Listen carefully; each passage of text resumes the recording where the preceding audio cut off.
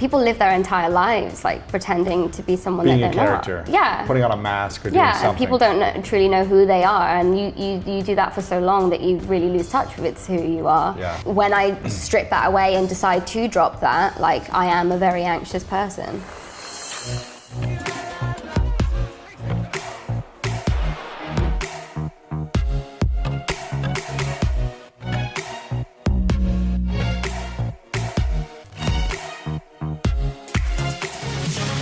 Welcome back, everyone, to the School of Greatness podcast. I'm very excited. We have Maisie Williams in the house. High five.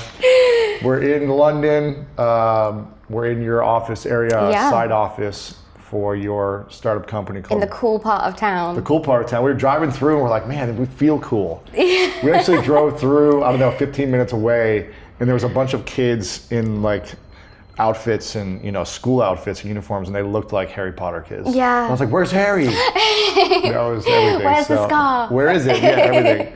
I'm excited about this. We met a couple months ago in LA, and you are a powerhouse in the world. You're a star on a big show, Game of Thrones, which I told you I've never seen. I saw like the first 10 minutes of episode 1 years ago. I never got into it. Yeah. But now I want to get into it because of you. Oh, thank you. So I'm excited to get into it. You've got the season, the final season's coming out like right now. Yeah, April 14th it's coming. So it's like a lot of press and things right now. Everything. Yeah. You're all over the place right now. Cover of every magazine, you're doing it all. Yes, it's exactly. Amazing. And this is interesting. We were just talking about this before we sat down about how kind of anxious you get. Yes. Before interviews, before speeches, before photo shoots, before things like this. Yeah. But you're this massive superstar, millions of followers all over the world, been doing 8 seasons of Game of Thrones. Yeah. You are massive, but you still get anxious before an interview with a simple American guy on a podcast, right? I think like as an actor, you spend your life playing like a character. And then, you know, like I've been doing press for about a decade. And, you know, there are times when I feel like I'm putting on a character and you know, portraying a version of myself. But I think there's nothing that's more terrifying than like truly being yourself. Wow. And yeah, I get very, very anxious about a lot of things. I think it helps me in some ways. I do a lot better when I put myself under a little bit of pressure, I think. And I think nerves is a way of you sort of doing that, like feeding your nerves. You get in the zone more. Exactly. You get focused too. Yeah. But yeah, it also can be just very nerve-wracking, I think. You know, there's a lot of people gonna listen to this. Why is being yourself so nerve-wracking? Because I think for a long time I wasn't really sure who I was. So I couldn't really be authentic because I was trying to search in so many other places for who that was. And I guess it's that sort of fear of being found out and like, you know, trying to say the right thing and trying to be the person that you want me to be in this situation, which I sort of tried to scrap about a year ago. And then I think since then my nerves have definitely got a lot, you know, more intense, but... Nerves are more intense. Yeah, when I've tried to just sort of like drop that. I don't know. Yeah, I just had a lot of, you get it a lot when you're younger, when you grow up and you try something, and then, you know, a lot of people have a lot of opinions and say that you're not, you know, being authentic. And when you're just trying to figure that out yourself, I think it's quite a jarring thing to hear. And for me, I have always felt like, I don't really know who I am. Really?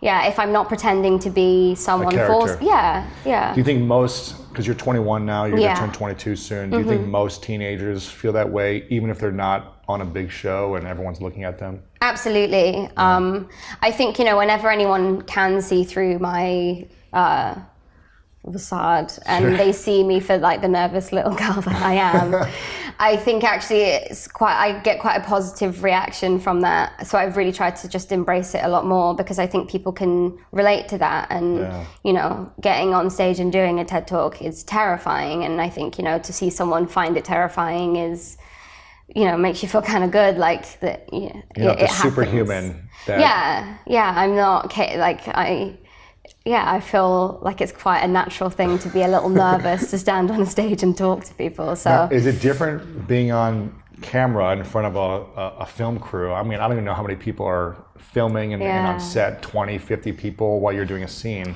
Is it more nervous when the cameras say, okay, action, time to go, hit this at this time, you've done it 20 times, now we need to get it right? What's more nerve-wracking, that or a TED Talk for 15 minutes in front of 1,000 people? A TED Talk. Why is that? Acting, performing, that's like in my bones. And being able to switch that on, and like I can pretend to be like still and calm and like focused and thoughtful, and that's what my entire job is on Game of Thrones. Arya's very calculated, and she can command a room by doing very little. And I understand that feeling and can portray that and can convince people. But my hands are shaking right now. So you could do that on a camera and be super calm, but on stage or in a simple little podcast with me, you still get a little nervous or anxious. Yeah. And I think it really is just the act of like, creating a character of pretending. You can, and I think people do it all the time. People live their entire lives like pretending to be someone being that they're a character. not. Yeah. Putting on a mask or doing something. And people don't truly know who they are, and you do that for so long that you really lose touch with who you are. Yeah. And I think being able to do that so strongly and so convincingly, means I've created a career from it. But when I strip that away and decide to drop that, like I am a very anxious person. And I don't know if there's ever like a way to fix that about myself. I've definitely tried, and I've sort of gone to therapy, and I've been medicated, and like I've tried a lot of different things. But I think the best like medicine I was ever given was really just trying to embrace it and stop trying to fight it, really, and just accepting that that's how I deal with things, and not letting it stop me from doing a TED Talk. I'm still going to go and do it, even though it means that I'm going to be, uncomfortable and probably make my anxiety worse, or do a play. I did a play for 3 months at Hampstead Theatre here in London. Was that nerve-wracking? Completely. On opening night, I looked at myself in the mirror, was alone in my dressing room, and I outwardly said to myself in the mirror, "What made you think you could do this?" Like, said it to myself. That's probably not the best thing to say before the first night. No, but I just couldn't believe that like past Maisie had thought that this would be an amazing idea. But then you have to stop and breathe and realize that like I'm not going to let this hold me back from doing the things I enjoy, because ultimately I enjoy performing. I enjoy being on stage. I enjoy that sort of thing, and I enjoy helping other people, and I know that the words that I wanted to say in my TED Talk could be inspiring to other people, and I want to do that. And it's difficult, but it doesn't mean that I shouldn't. Right. Yeah, so it's like trying to not listen to those voices in my head. How did the play and the TED Talk go for you personally? How did you feel they went? The play was amazing. I felt so proud of myself afterwards. Nice. And I want to do more. The TED Talk, the thing about a TED Talk is you do it on the day in front of those people on stage, and then it lives on after you. It's recorded, and on the day, delivery was not strong. There's a lot of pregnant pauses where I looked at the crowd and thought, what am I doing? What am I doing here? Who would have thought I should be doing this? Yeah, and then got it back, and but I was really beating myself up after it. I was with Ruben, and we walked back to the train station. I basically cried the whole way back to the train station. Really? I looked at the floor. I couldn't even look at him because I was so embarrassed and disappointed in myself. And then we just got to the train station and I sort of pulled myself together and we were just looking through a shop while we waited for the train, and this girl came up and she said, Maisie, and I turned around and she was like, I just was at your TED Talk. It's so interesting to me that you're so terrified, and like, don't beat yourself up about that, because yeah, you know, it wasn't the most punchy talk that anyone's ever given, but the fact that you like let down that wall and let people see that you are just like an anxious person, I think is like quite humbling to people to hear. So that was like what I needed for me to just be like, suck it up, like it's bigger than that and it's okay that you did something wrong. And then they edited those out, and then now the video is doing wonderfully and people are happy. So there you go. Yeah, I don't need to beat myself up for the rest of my life. Now, where do you think anxiety comes from for you?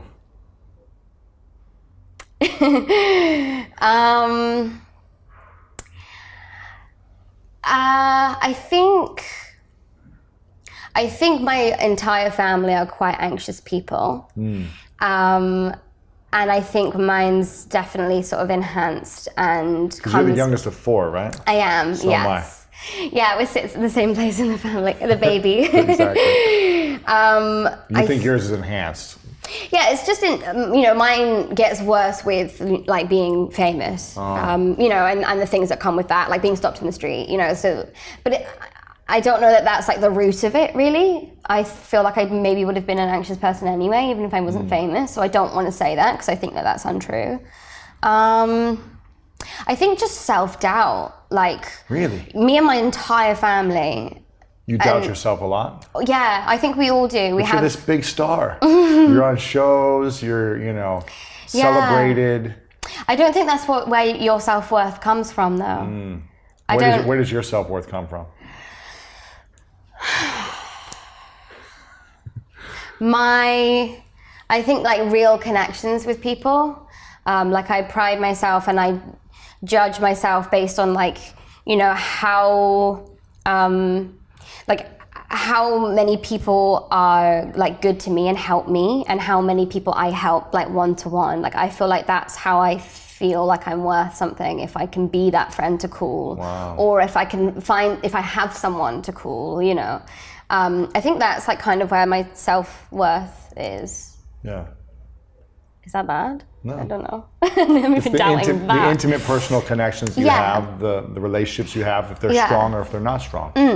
Yeah, and so I think the reason why it sort of, you know, maybe got worse is because I have got this fame and it's hard to understand what people's intentions are, and it's hard to have time for those relationships. And so, you know, if you go too long away from home, then it can get a lot worse. And I spend too much time away from my family. And but I think, you know, for all of us, it is like just a bit of self-doubt, and I think we have quite low self-esteem, and you know, I can look at every single member of my family and I think I can pinpoint, you know, I can see it in their eyes, like things that I feel and things that I think about myself. And as soon as, you know, one of my siblings says something to me, which is a sentence I probably say to myself, you know, I hate this about myself, and it destroys me, and it's really hard to be like, don't you dare, because I know I'm exactly the same.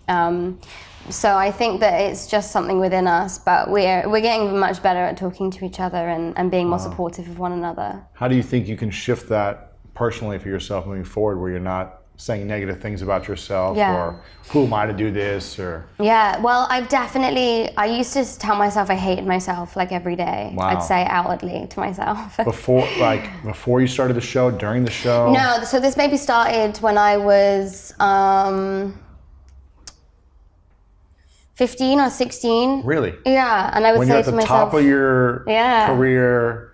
Yeah, I would say out loud, what, in the mirror, or just like... And sometimes I would say it, but like, you know, it started just in my head. Like I'd think of something and then like cringe or like, you know, feel disappointed or feel whatever. And I'd be like, oh, I hate myself. And then it started getting worse and worse and worse until like sometimes I'd just be with people and we'd be like talking and then I'd say, oh, I hate myself. Wow. And people are like, what? And I'm like, nothing, sorry. Wow. And it's just because thoughts in my head were getting so overwhelming that I would just say it out loud and not realize that I'd done it. Wow. Yeah. It was quite, like, I felt very negatively about myself. Why do you think that is, though? What could have changed on the outside for you to think differently? You had the biggest show. you're getting on the cover of magazines, you have all these opportunities, tons of people are loving you, but on the inside you weren't loving yourself, it sounded like. What would have to change on the external world for you to shift? I think that was the point, was that I was waiting for something on the outside world to change. And it wasn't ever really going to. So I think it was important for me to find peace within myself. Wow. I think I had a lot of like rocky relationships with friends and my family, had a lot of thoughts about, why did I get this success, next to like my siblings, and how much the guilt or things you might have felt. Yeah, definitely. And so I think what I needed to do was stop punishing myself for that. And that was what it came out as. I would punish myself for being successful. Wow. Yeah.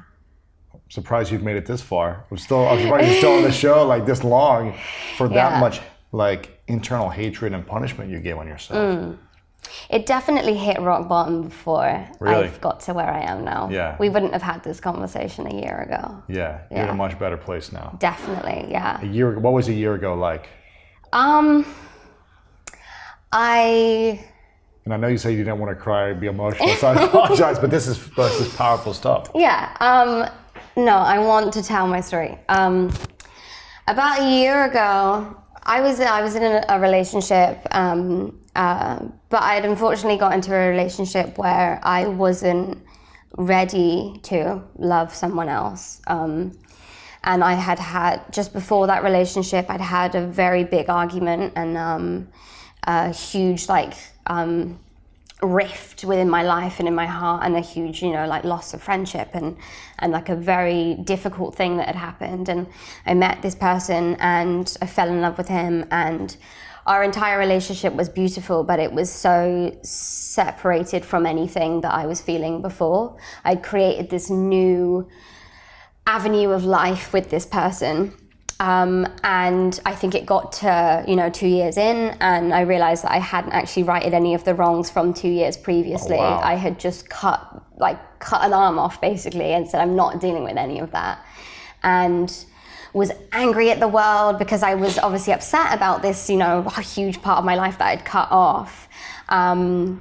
And just filled it with this relationship, and I couldn't love him, properly, and in turn I didn't love myself, and he couldn't love me properly, and so that ended up ending, and I went on a very self-destructive path. And for how long? I think maybe like 3 months. It wasn't like crazy, but I realized in that time, like I couldn't be alone with myself without just being awful to myself. And I couldn't even be with people without feeling like I hated every single person there and myself. Like, wow. I didn't have any connections with my friends that I was with at that time. And I think people listening to this would think, and people have said to me, like, feel awful that I wasn't there for you, and people couldn't have even been there for me. Even if I'd have got a call from my best friend, it wouldn't have been like the calling that I needed. I was like dead set on being very self-destructive. Never really had a very good relationship with substances anyway, and it just all started to sort of come out in those few months, and I just got very, very sad, and I just had a lot of overwhelming feelings of not really wanting to be here. Wow. And then I met someone who just listened, really. And I think a lot of people want to help you. And when you see someone who's in pain, you want to help them. Like coach them or tell them what to do. Or... Yeah, you want to take that pain away. I was watching this thing about a marathon trainer, and he trained this girl, and he says you want to feel the pain for them, and you want to run the marathon for them, and you want to be that, but you can't. You have to just let them just figure it out and discover it as it goes. And I think a lot of my friends are people who want to make me feel better, but you have to do that yourself, and no one had really tried to ask me the questions that I need to be asking myself, you know. What are some of those questions they should have asked you? Or that this friend started to ask you? Yeah. Why do you find it so easy to think bad thoughts than good thoughts? And I really loved being negative and getting into a hole. I used to say like I'm in a hole. I felt like I was in a hole. Jeez, I don't know how you even did anything in your life. I don't even know how you were an actress or any of these things. Yeah, I had a bit of time off last summer, and I think it was very, very good through that period of time. Yeah. It was quite good for me, you know, to get all of this. Because how do you say, I hate myself, I'm in a hole, I'm no good, or whatever else you were saying to yourself, but also go land this like great part and keep like booking and... This is the thing about medication though. So I was on a lot of like beta blockers, which I understand, but I think are actually kind of the worst things. Yeah. So you know, one like big memory, and this is something that I hope will make people sort of realize where I was at. It was like the final, it was like a big celebration of Game of Thrones, the final season, and I was taking this sort of medication that was like just very numbing and like... so you didn't feel anxious? And so I didn't feel anxious, but I meant I really didn't feel anything, and everyone around me is sobbing and crying and hugging, and we're looking at pictures of us when we were children, and I just couldn't for the life of me like feel a thing. You felt nothing? Literally nothing. Just like was just floating through these last few months of the show. Wow. Yeah. And and then I think, you know, when I did start to sort of bring myself out of that, just started to love myself, I think. And now I wouldn't dream of telling myself that I hated myself. And that's good. It like makes me so sad to think that I was like that, and I was, you know, because everything is so wonderful now. Yeah. And it's a beautiful life, isn't it? Yeah. Yeah. Well, I'm glad that you have someone and people who can really listen to you and ask you the right questions so that you can start to shift those conversations. Yeah. And I think, you know, I used to have those conversations with myself as well for many years. And I think a lot of people listening or watching have had those or are having them now. So I think it's beautiful that you're sharing this, and I really appreciate it. That's okay. Yeah. I'm happy to. If there's a tissue back there, maybe you grab a tissue. I don't know. Might be a little one. What, so I love that someone asked you this question. Why is it easier to say bad things or think bad thoughts than it is to say good thoughts? Yeah. Because I'm all about the positive things we tell ourselves. The intention of saying something positive. Because the opposite isn't going to help you. It's only going to create more anxiety, more stress, more frustration and anger. What are the other questions that he was asking you or your friends were asking you?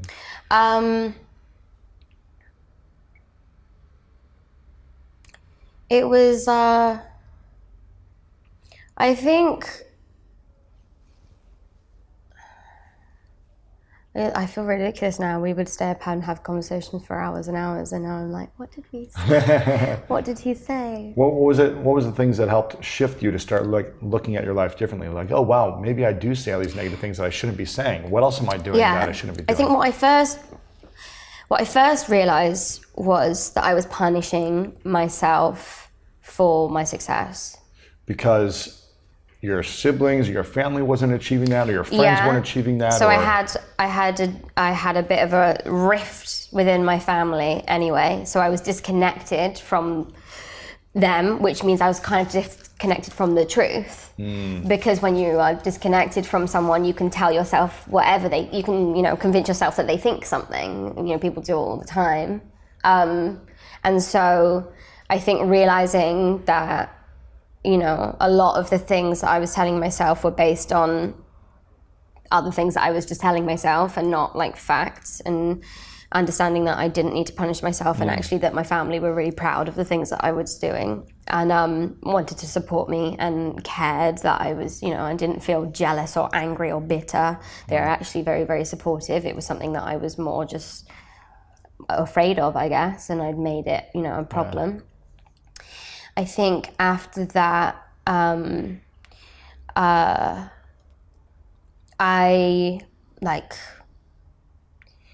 was looking for apologies and was looking for, I wanted people to feel bad for the things that they'd said. Wow.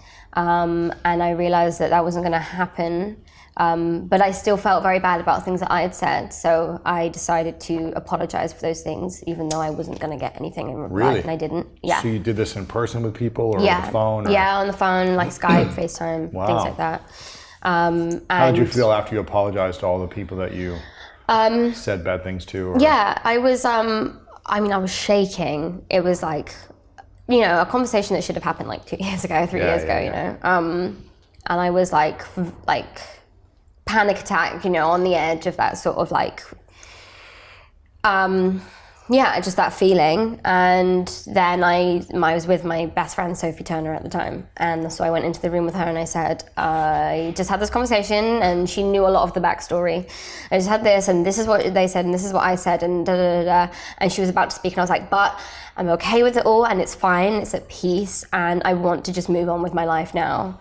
And she turned around to me and was like, you are the most stubborn person that I've ever met, and I can't believe that you're saying this to me right now. And that was when I knew I was like, I'm making progress, because I feel good, even though I'm terrified. I feel better. And, I could then sort of close that chapter of my life and know that, bring peace to it. Yeah, exactly. And then I think the last step really for me was just realizing that I just need to take time to care for myself. And I need to say no to things and people. Yeah. And I need to actually take the time to sort things out when I feel sad or, because it just makes you the most ineffective person when you just stress about a million things. And it could all have been solved by, that 2 weekends ago when you wanted to do that thing that was going to make you feel good and you didn't, and now you're paying for it in a week of low time. Right. So I think actual time for self-care and stop doing things for other people because it'll make them feel good but make you feel kind of horrible. Right. Well, I'm glad that you said yes to me to do this, even though maybe you didn't want to. No, this is good. What are some of the things you do now for self-care? I think do you get massages? Do you go just walk in nature? Do you journal? Do you just chill out and veg? I do a lot. So I'm more creative now. I do a painting. Oh, that's cool. Which I like. I write words. They're like poems, but telling myself that I'm just looking for my Elton John and then there'll be songs, I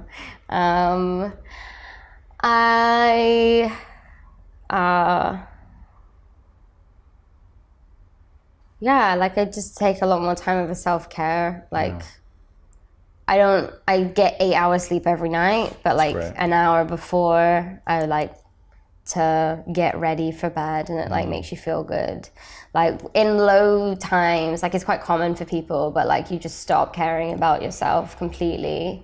You don't do anything. You don't eat good food. Yeah, and it's I think I just I stopped binge eating. So I'd struggled with that sort of thing. Man, just a box of brownies and cookies. Ooh, yeah, so good. Just stop that. Stop that.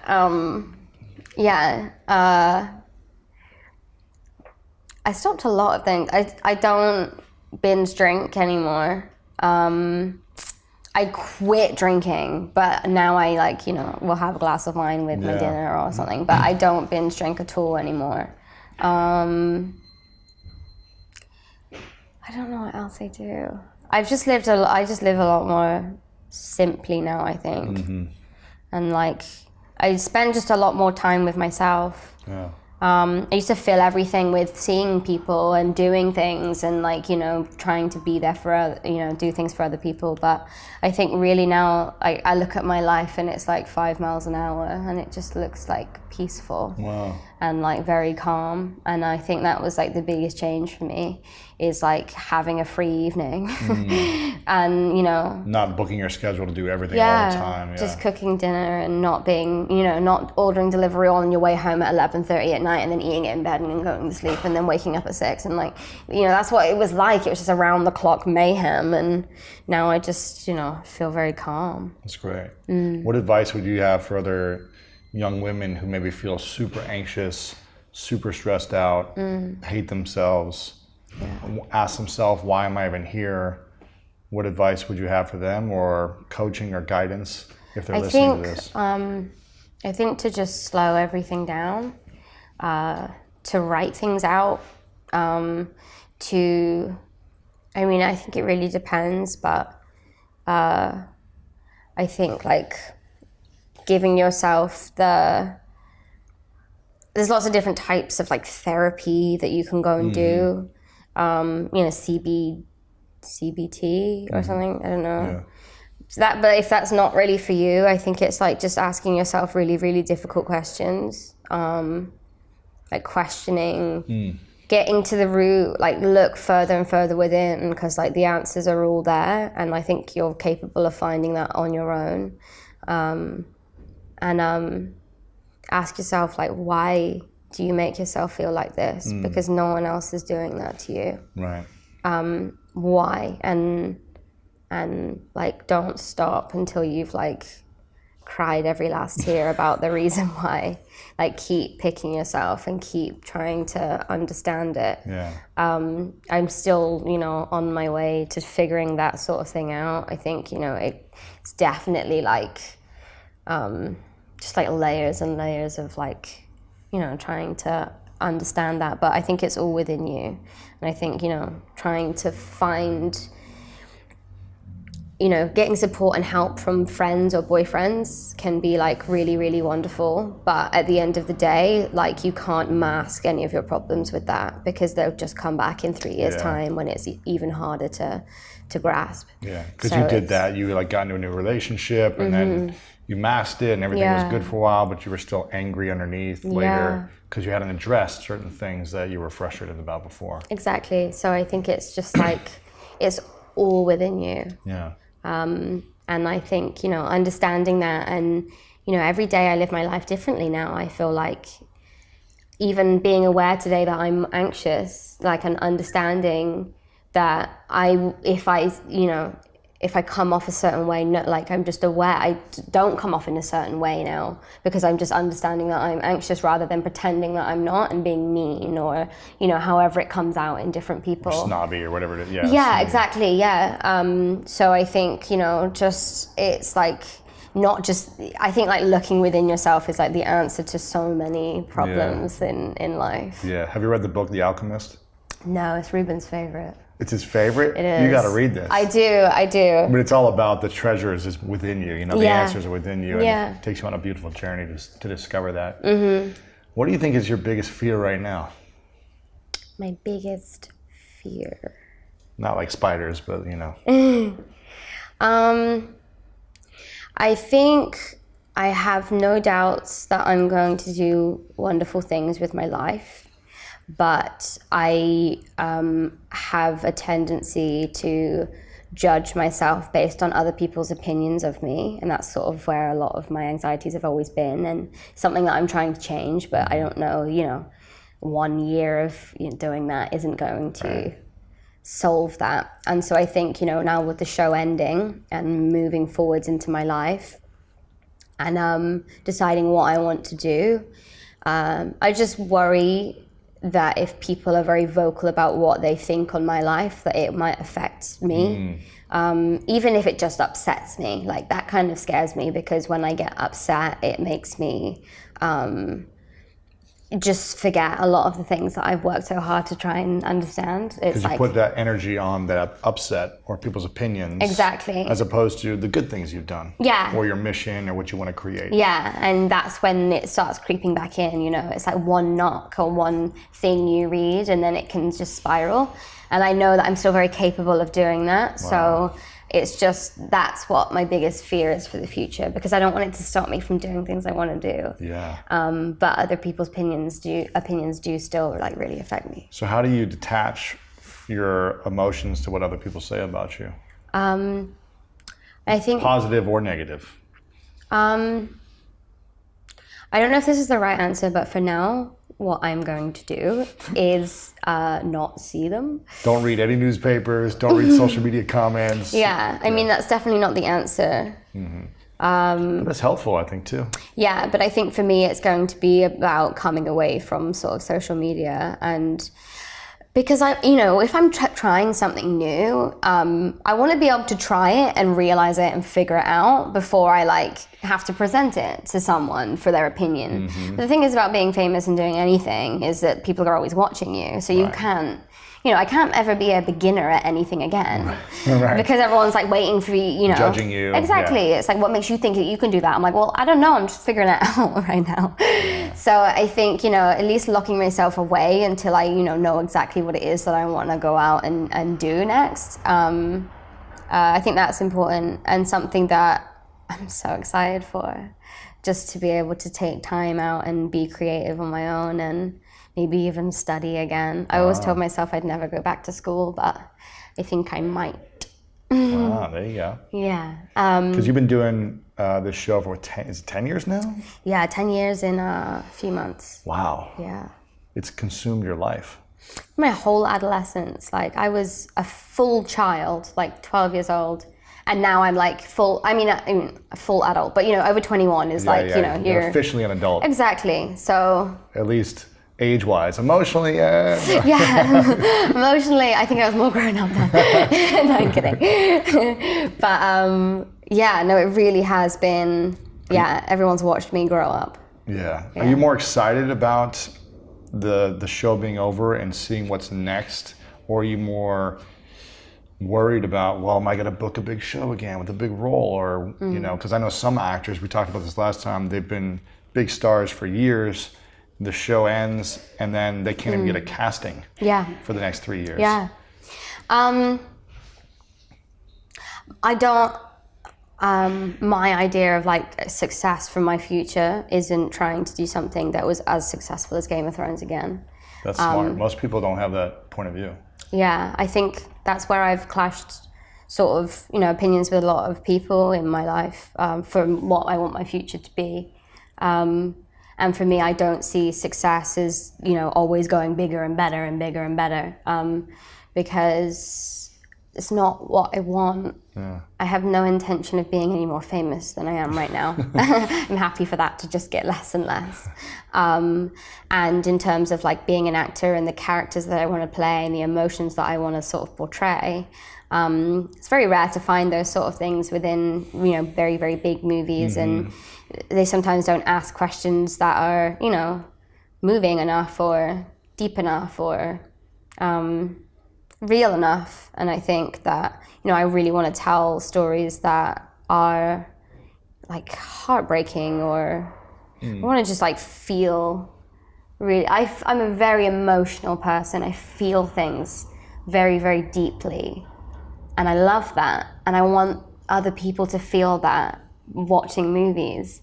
And when things are kind of sugar-coated and, just kind of a little offensive. It's too weak, yeah.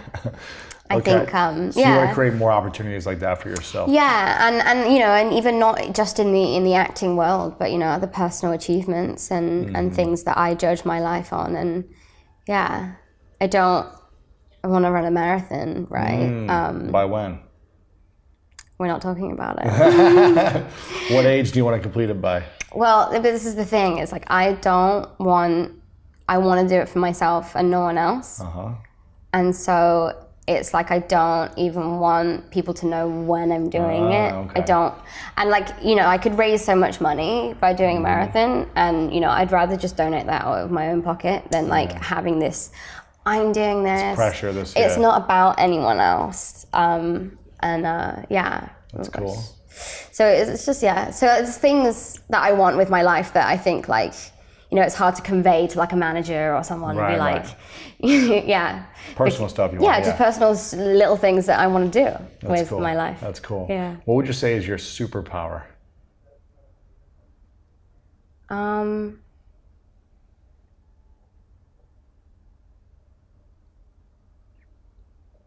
Empathy, maybe.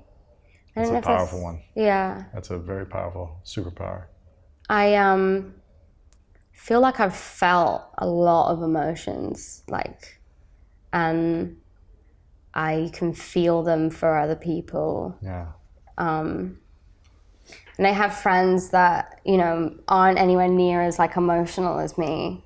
And I love that. And I can see it, and like, you know, the pure happiness and joy of like the amazing things they've experienced in their lives. And it's like so beautiful.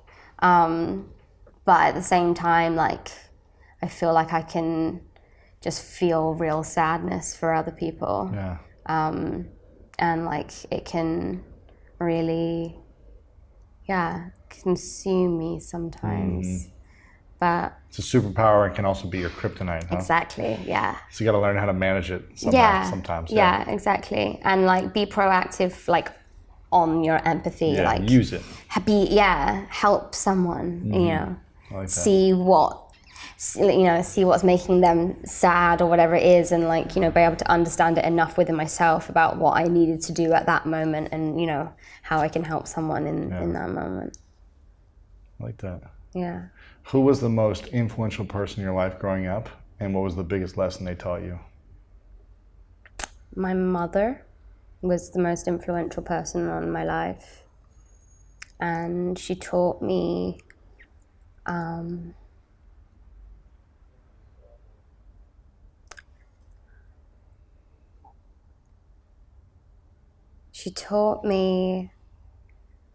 I mean, everything, but I think, you know, two things are coming to mind right now. She taught me to never like put a limit on anything that I'm capable of. She, like, according to my mom, I can rule the world, you know? And having that sort of support makes you feel, when you ask, like, how did you manage to get through all of that when you were like putting yourself down so much? Just never believed that I couldn't do something. Right. So she taught me that. And then I think through seeing my mother grow up, and I think understanding the way my mother feels about herself definitely like sometimes negatively impacted me. But I think in turn, now that I've understood it, has made me love myself. Wow. For her, even if she sometimes can't love herself, you know what I mean? Right. So I think that was something that is very fresh to me, and I can see a lot. Wow. So, yeah. That's cool. She seems like an inspiring woman. She's incredible. My mother has done everything. She is just, there's no one quite like her. She's done a lot with her life. Wow. Yeah, she's very special. If you were 30 years out, and hypothetically, you're still here right now, but then you're 30 years older, 51. And you were seeing yourself right now going through everything you've gone through in the last 5 years, especially in the last year. What advice would you give yourself now, you know, with hindsight, 30 years out, for the next chapter of your life? Just keep running. Like, try everything. Like, what are you waiting for? I think I'm very excited for the next 10 years of my life. And I definitely have no idea what's going to happen. And that's so exciting to me. And I hope by the time I get to 30 years down the line, I've done everything that there is to do in this world. And I've met everyone. And that's what I want to have achieved. I don't want to be stuck anywhere. You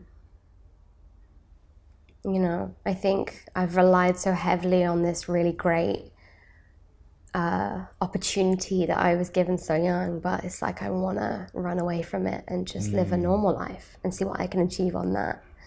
And yeah, I want to try it all. I'm a very creative person. I hope I've explored all of those avenues in 30 years. Yeah. That's good advice. I like that. I want to do a couple final questions and we'll wrap things up. You've got a new startup called Daisy. I do. That I just saw kind of behind the scenes of it. You were showing me a little bit of it. It looks really cool. Yes. Can you explain what it is and what your mission is and how people can get involved if they're listening or watching? So I started Daisy for artists and creative people. People always say if you want to break into the industry, it's not what you know, it's who you know. And I think when you know nobody, that's kind of a very jarring thing to hear. Depressing. Yes. So I wanted to create like a social media platform for artists and creative people to be able to discover and network other people across industries and collaborate with them on projects that, you know, they want to build. So whether that's like a musician who needs a videographer to shoot like a music video, or it's like a photographer who's going to shoot, you know, an artist in their new gallery, or, you know, across industries, and people being able to really like source these people that they need to be able to elevate the work that they're already doing. I think the key to success is like collaborating and finding new audiences. And I think the more people you can work with and the bigger your network can become, even if it's at a very basic level and like, you know, an amateur level, I think that's the sort of thing that really starts to catch people's eyes and help you break into the industry. So that's why we created it. And you know, it's all types of creatives. It can be artists to graphic design to photography to film, fashion, music, photography, art, literature, writing, everything. All of it across the board. We want you to be a part of our platform, and we want you to find like-minded people and find your place amongst, you know, I think a lot of creative people feel rejected from social medias like Instagram, or, you know, they feel like they're not part of the cool club. And I think Daisy is really about celebrating that messy middle and giving these people a place to really express themselves and find the people that love what they do and don't think it's weird. That's cool. Yeah. Right now it's in beta, but people can get on a wait list or they can sign up for the so May will be when people can find us. We're www.daisy.com, Daisy with an IE, like my name. And you can follow us on Instagram, Twitter, see all of the updates, or join our mailing list. And yeah, you'll be in very soon. You'll be in the club, the cool club, artist club. The club of, like, the anti-club. The anti-club. Yeah. I love it. So daisy.com, D-A-S-I-E. D-A-I-S-I-E. D-A-I-S-I-E. And Daisy on social media as well. Make sure you guys join that. That is happening right now. You also have a podcast that you're launching. Yeah, what is that all about? Thinking Big. Thinking Big with Maisie Williams. Oh, snap. It's about childhood dreams and, you know, when you're a kid, what you wanted to be when you grew up and how that compares to what people are doing now. And then, you know, the idea of like, from now, what's your big dream for the future, and show that, you know, that evolution never really stops.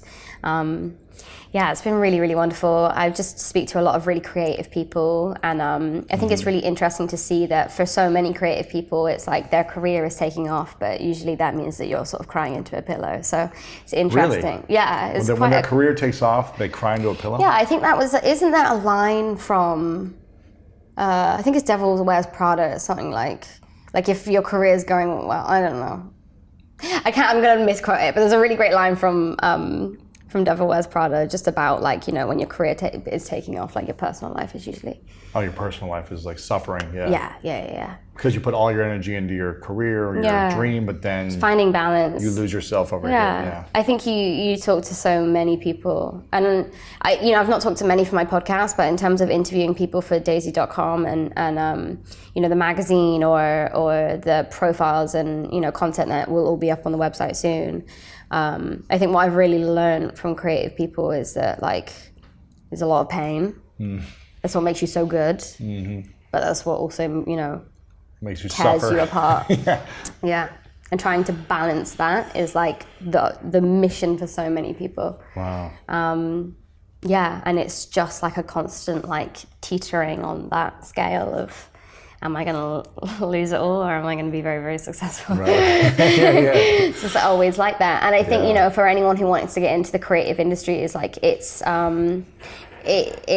is like that, you know. It's like people who have this drive and this mentality to go all of the way. It's like, it's not within a lot of people. It's very powerful, but can be toxic too if it can control you and consume you. I mean, that's why you see some of our greatest, most talented artists of our, you know, of our generation in their 20s, 27 is usually the age where they kind of either go the other way through and make it through, or they just decide not to. And the be amount there. of like ADD brains that like we've spoken to, people that like struggle with this disorder, and it's like made them these like incredibly creative people who are going to do you know, amazing things with their lives. Yeah. And like, you know, it's very interesting, you know, what I thought ADD was, and then meeting these people and realizing like, oh, it's people that don't have, you know, their focus yet. They don't have the thing that makes them tick yet. Yeah. And when you have that, you go all in. Oh my goodness, yeah. People like, you know, this artist Chloe Wise who like hashes out of painting in 5 days, and she's like this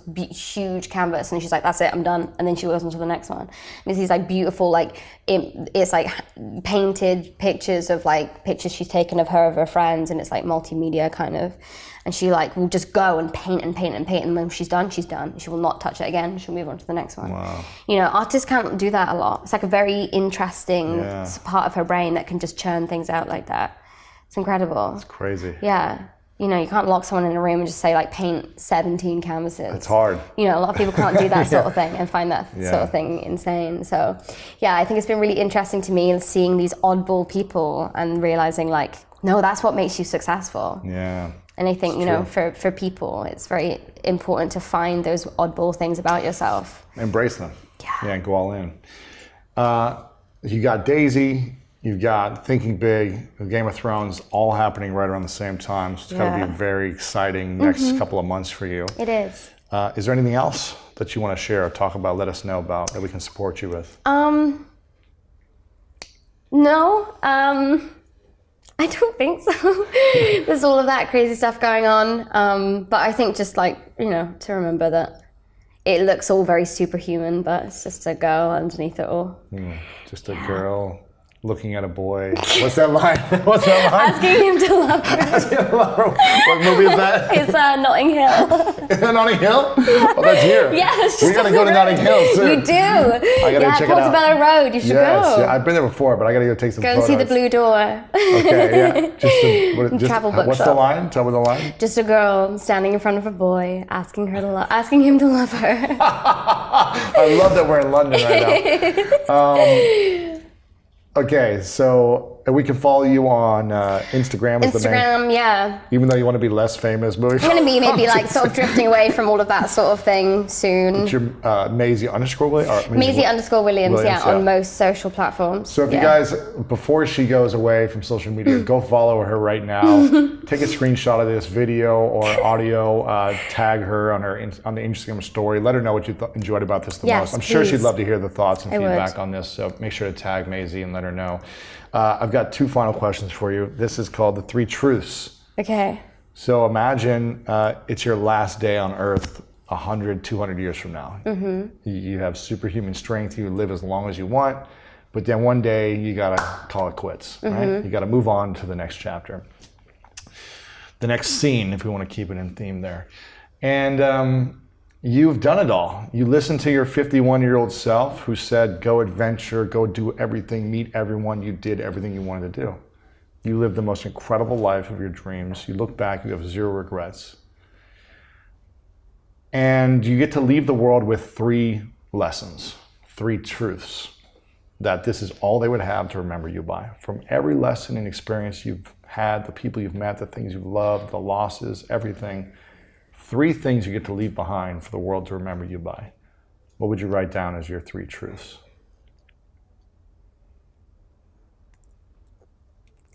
I think the first would be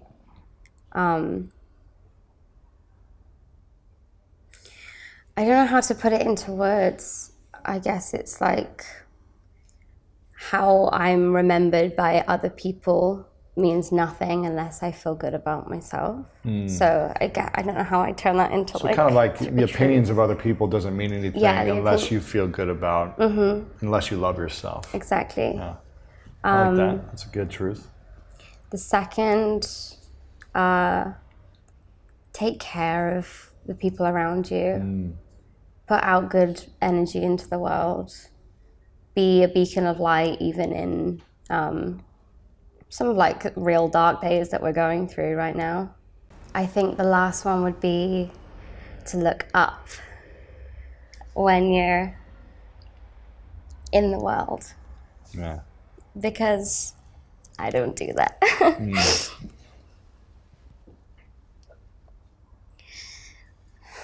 And I think that we can all learn a lot from realizing how beautiful this world is. Yeah. Yeah. I want to acknowledge you, Maisie, for opening up. Thank you for sharing, even though I know you said you didn't want to be this vulnerable. Yeah. So I acknowledge you for your gifts, for being a beautiful young woman, for caring deeply about people, because I think that's an incredible superpower, that most people don't have empathy like you do. So I acknowledge you for that. And I acknowledge you for waking up to realizing that way of living wasn't powerful for you and it wasn't helping anyone else. And now you can do some beautiful things in the world, even more so. Yeah. So I acknowledge you for all of this. Thank you very Thank much. you. Of course. I have one final question. Okay. And that is, what is your definition of greatness? My definition of greatness is like that feeling. The feeling of not being able to be brought down. And it's not arrogance, and it's not disregarding other people's feelings. But greatness is a feeling that you can achieve anything, you can be anything. It's that feeling that will get you to that, through that next hurdle. Greatness to me is like your best day, when you wake up and you know, my 3 truths that I spoke about, like you're gonna do every single one and it's gonna be like no sweat and it's gonna be just a beautiful day. Greatness is that feeling that you get. Amazing. Appreciate you. You rock. Thank you. Thank you. It's amazing.